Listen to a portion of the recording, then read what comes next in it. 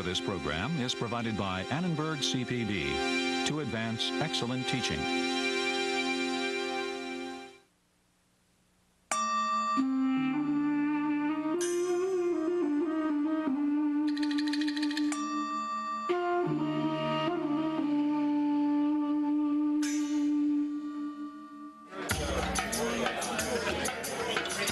London, 1753. The kitchen staff at the King's Arm Tavern removes the oven door in order to squeeze in the main course, a 350-pound sea turtle. Public notices declare what is common in the West Indies is a luxury here. Caught in the Caribbean, live sea turtles were loaded into flat wooden tanks on board ship. Turtle soup became so popular that by the 19th century, England was importing 15,000 turtles per year.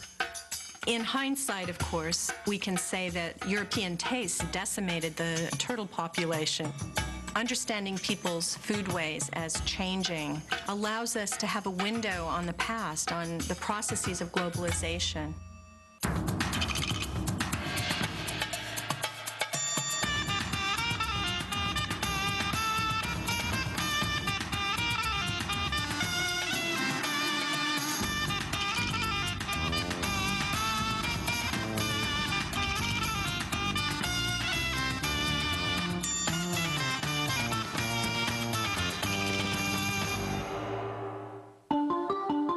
In the 16th century, the world first became connected by a network of trade routes.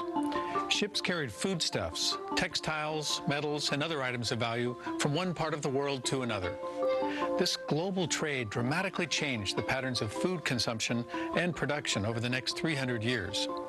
Local and regional cultures were also changed. And for the first time, a global culture began to emerge. Studying food is an ideal way for historians to study the impact of globalization. The production, transportation, and consumption of food changed dramatically as a result of this new globally connected system of trade.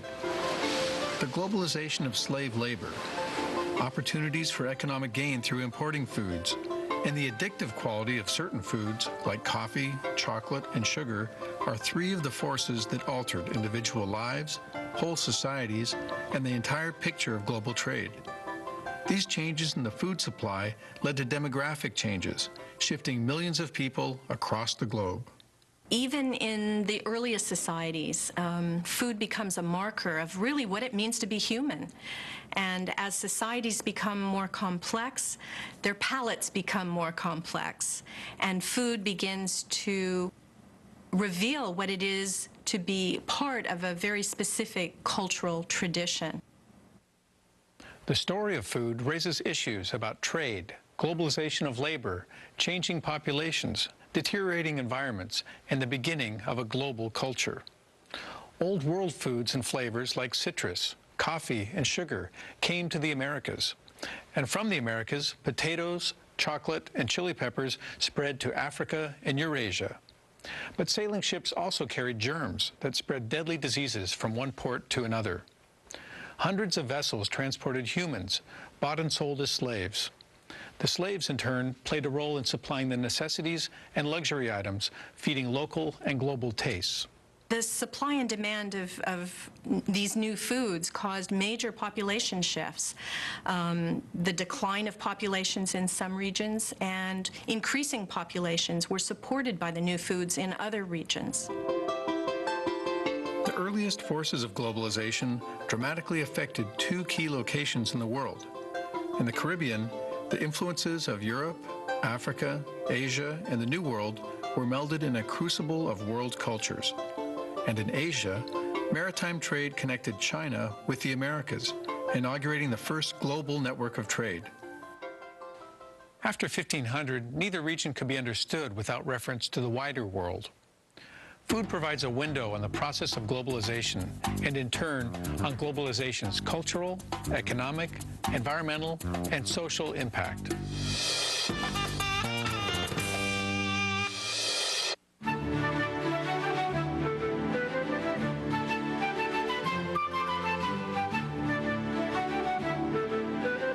Although Columbus sailed in search of spices, his 1492 Atlantic crossing was not remembered for its culinary delights.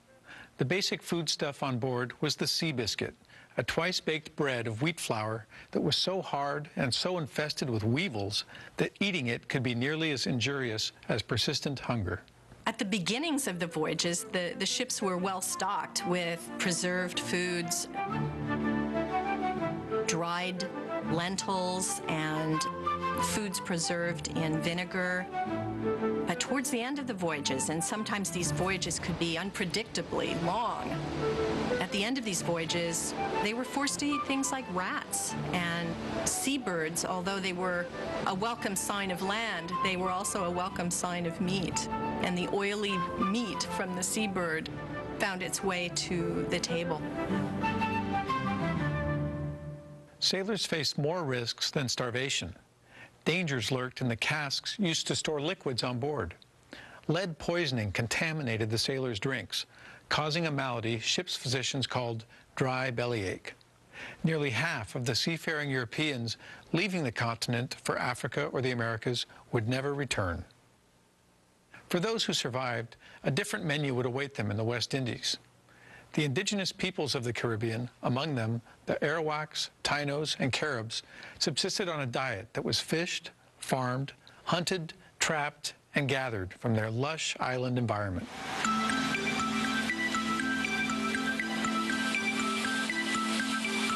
Always the land was of the same beauty, and the fields very green and full of an infinity of fruits, as red as scarlet, and everywhere there was the perfume of flowers and the singing of birds, very sweet.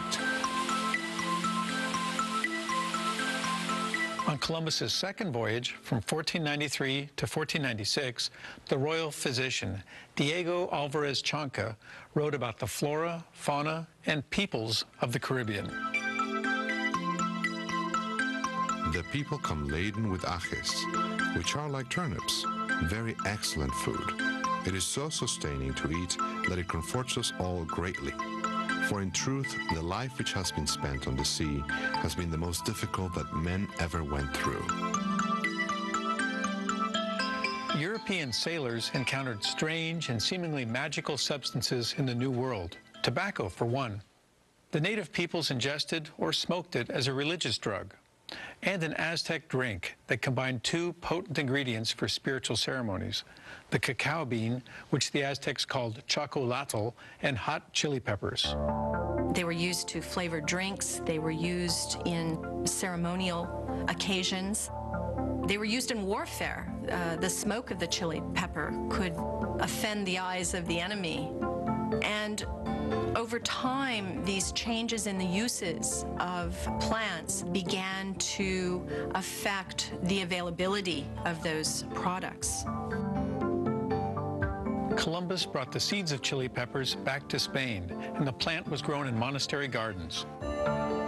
Later, Portuguese traders carried chilies to many countries across Eurasia. They spread very quickly through the markets of the general populations, bringing a new spice to the cuisines of Persia, Indonesia, Africa, and India.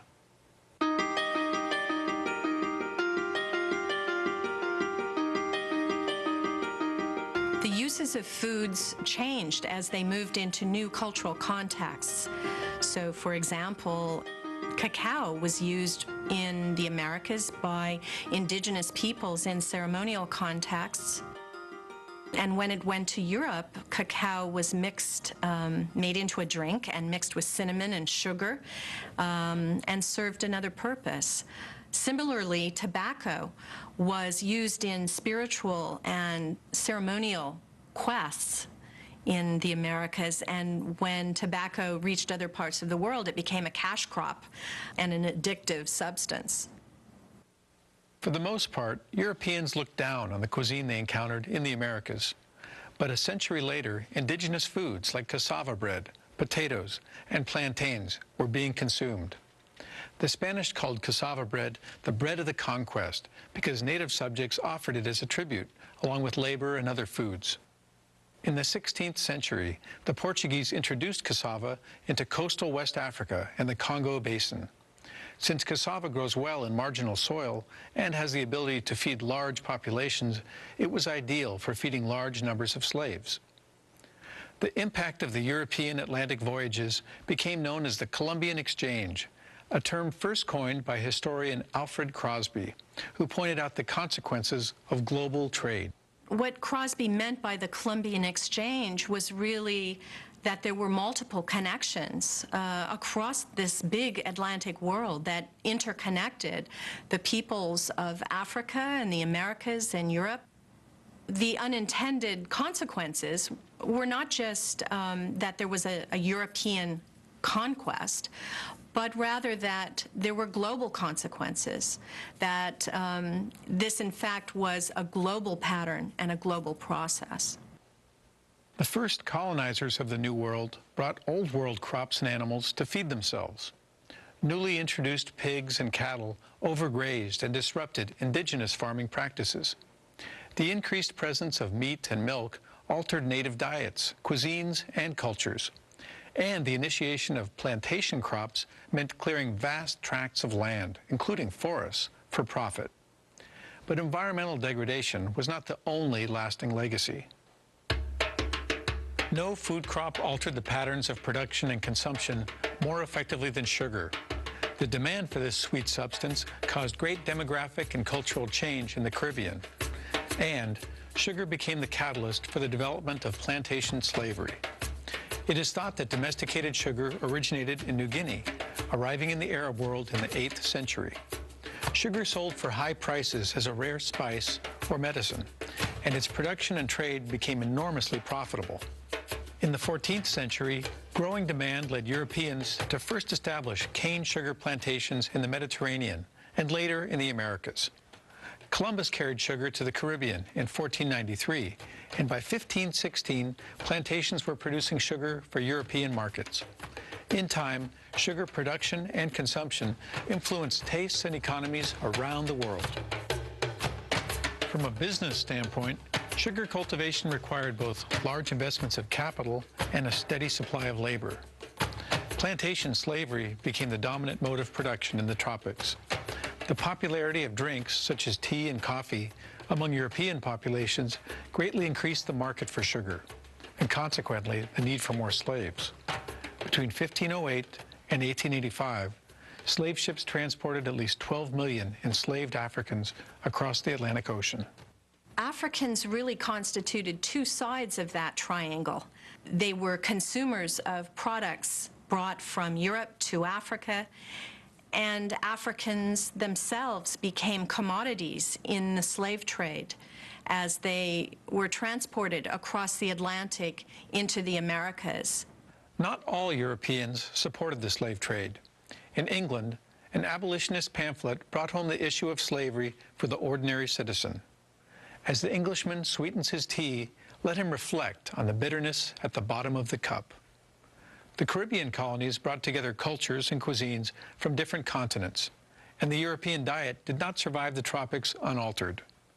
The cultural patterns of enslaved African peoples had a definite impact on their slave masters.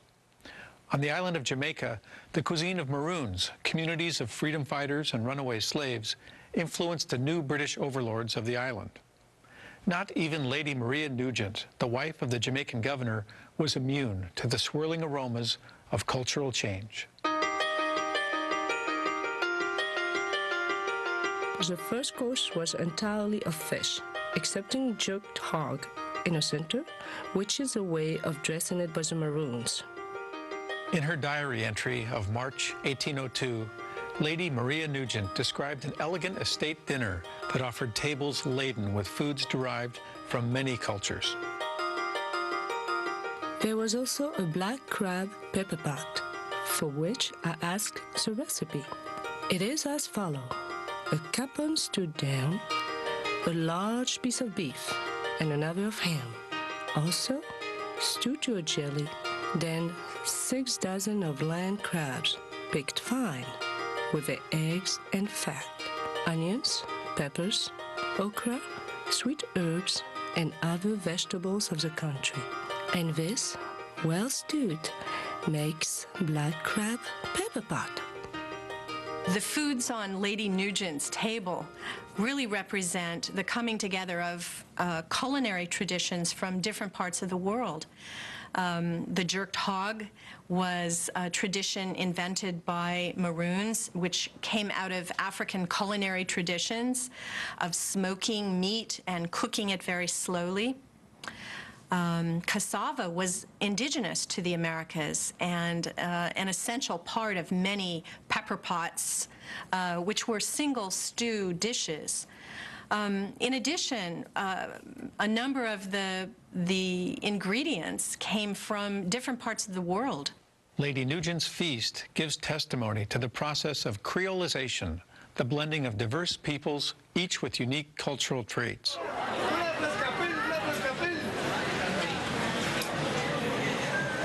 The term Creole originally referred to someone born in the Americas. It has since come to characterize both the culture and the cuisine in parts of West Africa, the southern United States, the Caribbean, and the Indian Ocean, all places where indigenous culture mixed with African and European influences after the 16th century. Foods in the Caribbean really reflect the process of Africanization. And food played an important role in African resistance. Enslaved Africans were often put in the position of growing their own food on provision grounds because slave masters didn't provide enough food for them. In addition, food formed a kind of resistance against the conditions of oppression under the colonial period. And in fact, often slaves used food in their resistance. Foods came to have special meanings, and foods, tastes, the meanings associated with them served to form a kind of resistance against domination. The interplay of the Atlantic cultures shaped all aspects of the human experience in the Caribbean: language, literature, social relations, dress, and food.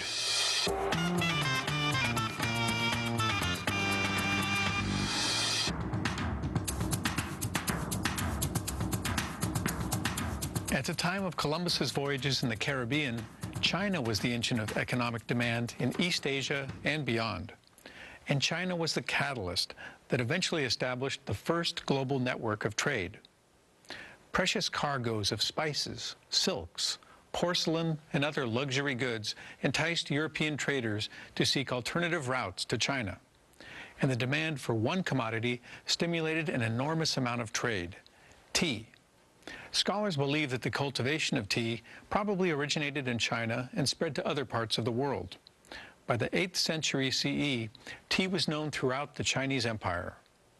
A work known as the Classic of Tea appeared around 780, detailing the aesthetics of tea implements, the qualities of different teas, and the appropriate manner of drinking it. But tea's economic value was perhaps of even greater importance than the rituals surrounding it. By the year 1000, tea was a very important commodity that was grown in different regions of China, specializing in certain kinds of teas. And many of the teas were grown on mountainsides, so that the gathering of tea was referred to as harvesting mountains. It was a very important economic commodity. Tea was a divine herb, which some Chinese believed purified the spirit. But when the appreciation of tea reached beyond China to a European audience, its value as a commodity surged. By the mid-18th century, tea was the largest and most valuable component of the empire's international commerce. A French merchant wrote, "It is tea which draws European vessels to China." We usually associate tea drinking with the British, but in fact, tea drinking didn't become a custom until the 18th century. And that's when it became such an important item of international trade for the Chinese. British workers used tea with sugar to fuel their industrial labors. The British had long sought goods to exchange for tea and other Asian commodities. They settled on opium, which was grown in Bengal, a territory of the British trading concern, the East India Company. The impact of opium imports on China was devastating, both for the people and the government. Traffic in opium led to years of war and social disruption. By the 19th century, Europeans began to fill their demand for tea from other sources besides China. They imported tea plants to colonies in Ceylon and Java and developed their own tea plantations. The British Parliament gave up to 3,000 acres of land in the northeast region of India to any European planter who cultivated tea for export.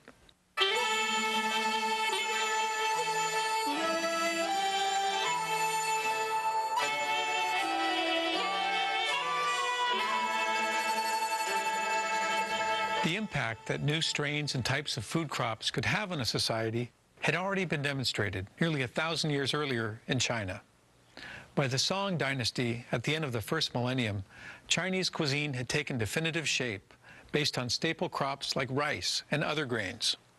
The introduction of new strains of early ripening and drought-resistant rice around 1000 from the Champa Hindu kingdom of Vietnam really fueled an agricultural revolution in China because farmers were able to double crop and produce much more than they had been previously. And this created a population growth as well as an increase in the food supply. After 1500, global trade brought new crops to China from the Americas.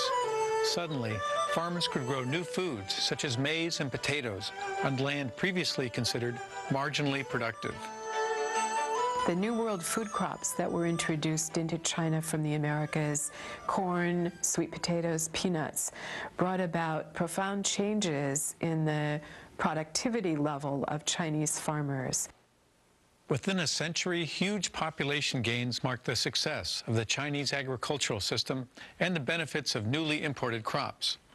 China's numbers increased from 165 million in 1500 to 310 million in 1650. In 1720, Frenchman Pierre Poivre traveled to China and marveled at China's agricultural success. By what art can the earth produce substance for such numbers? I examine and pursue the farmers through their operations and observe that their secret consists simply in manuring fields judiciously, plowing them to a considerable depth, sowing them in the proper season, turning to advantage every inch of ground which can produce the most considerable crop, and preferring to every other species of culture that of grain, which is by far the most important. By Poivre's time, markets, merchants, and the Chinese state made it possible to transport grain up to 1,000 miles. Trade, innovation, and adaptation were changing the landscape of food in China. The slopes of southern China now grew American foods like sweet potatoes, beans, peanuts, cacao, pineapple, squashes, tomatoes, and maize. But by the 18th and 19th centuries, those crops were also becoming more a part of the regular diets of people. And in the 18th and 19th centuries, for example, the white potato was spread by French missionaries and became a more important part of Chinese cuisines. When these New World food crops such as potatoes or corn were first introduced, people viewed them as famine food, that they were eaten only when the rice or wheat crops failed. By 1800, China accounted for more than 1/3 the planet's population. China's diet and agricultural practices, like those of the rest of the world, had been significantly impacted by the introduction of new food crops. The wisdom of moving food around the world has been questioned by people over the centuries. Many believe that it changed the very order of nature. How long has the manipulation of local food sources been going on? If I wanted to taste a dish from the end of the earth, I would rather seek it out there than to have it brought to me. For the most exquisite dishes always lack a seasoning that cannot be brought with them and that no cook can give them. The air of the climate that produced them. It is only at great expense that some rich man in Paris succeeds in having bad vegetables and bad fruits on his table the whole year round. French philosopher Jean-Jacques Rousseau expressed his fear of consuming foods from other lands back in the 18th century. We tend to think of adulterated foods as a recent phenomenon. In fact, in the time of Rousseau, foods in France were undergoing tremendous changes. French cuisine went through a phase in which the new Asian spices from global trade, like saffron, ginger, passion fruit seeds, were rejected in favor of popular local native herbs, tarragon, basil, and thyme. Rousseau wanted foods that had passed through the fewest hands as possible before reaching his table. He observed that human beings had disrupted the very order of nature, and that taking food out of its natural environment was something to be feared. Feeding the world's growing populations has meant the genetic alteration of plants and animals ever since the invention of agriculture, domestication of plants and animals. The path towards genetically modified foods started more than 10,000 years ago on every continent.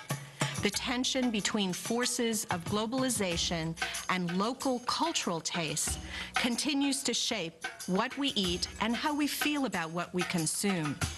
The meanings of food that both bind us together as a human species and express the diversity of our global past.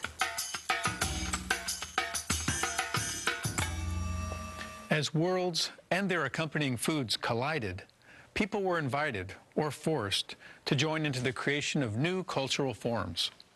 The trade of food profoundly affected economies, populations, and cultures the world over. Throughout history, the production and consumption of food has been at the heart of the global patterns of change.